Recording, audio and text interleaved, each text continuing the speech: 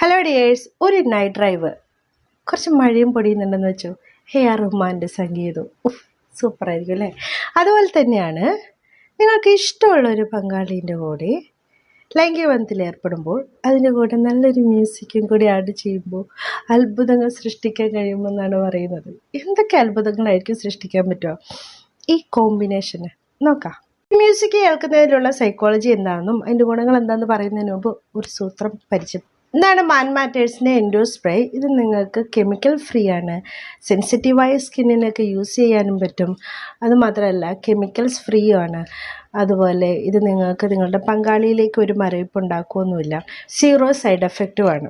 നിങ്ങൾക്ക് ശീഘ്രസ്ഖലനമൊക്കെ ഉള്ള ആളുകളാണെങ്കിൽ അവർക്കൊക്കെ ഇത് ഉപയോഗിച്ചിട്ട് കൂടുതൽ നേരം നിങ്ങൾക്ക് ലൈംഗികബന്ധത്തിലൊക്കെ ഏർപ്പെടാൻ വേണ്ടിയിട്ടൊക്കെ സഹായിക്കും. ബേണിംഗ് സെൻസേഷൻ ഒന്നും ഇതിലുണ്ടാവില്ല. ലിഡോക്കൈനാണ് ഇതിൽ അടങ്ങിയിരിക്കുന്നത്. സേഫും ഈസി ആയിട്ട് യൂസ് ചെയ്യാൻ പറ്റിയിട്ടുള്ള ഒരു പ്രൊഡക്റ്റാണ് ഇത്.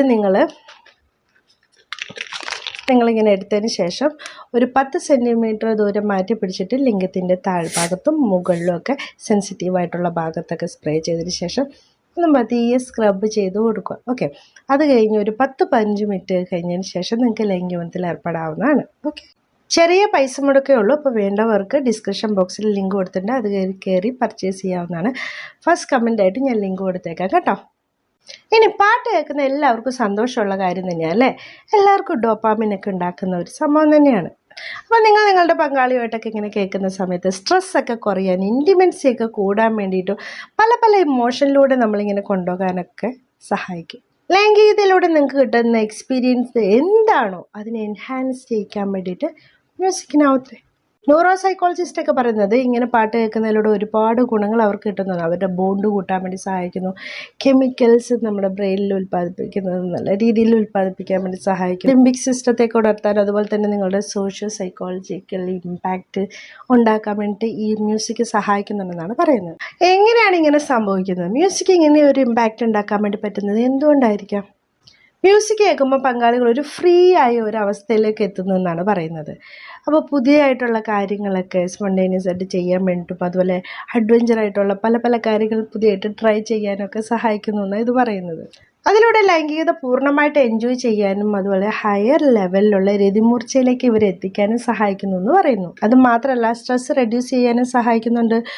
ഈ ശീഘ്രസ്ഖലനം ഉള്ളവർക്കൊക്കെ സ്ട്രെസ്സാണല്ലോ ഏറ്റവും വില്ലനായിട്ട് നിൽക്കുന്ന സംഭവം അല്ലേ? ഇപ്പോൾ പങ്കാളിക്ക് എന്തെങ്കിലും തരത്തിലുള്ള നെഗറ്റീവ് തോട്ട്സ് ഉണ്ടെങ്കിൽ, ഇപ്പോൾ അവരുടെ ശരീരത്തെ ഓർത്തോ അല്ലെങ്കിൽ അവരുടെ പെർഫോമൻസിനെ ഓർത്തൊക്കെ നെഗറ്റീവായിട്ടുള്ള എന്തെങ്കിലും ചിന്തകളുണ്ടെങ്കിൽ അതിൽ നിന്നൊക്കെ ഡിസ്ട്രാക്ട് ചെയ്യാൻ വേണ്ടി ഈ പാട്ടൊക്കെ സഹായിക്കും.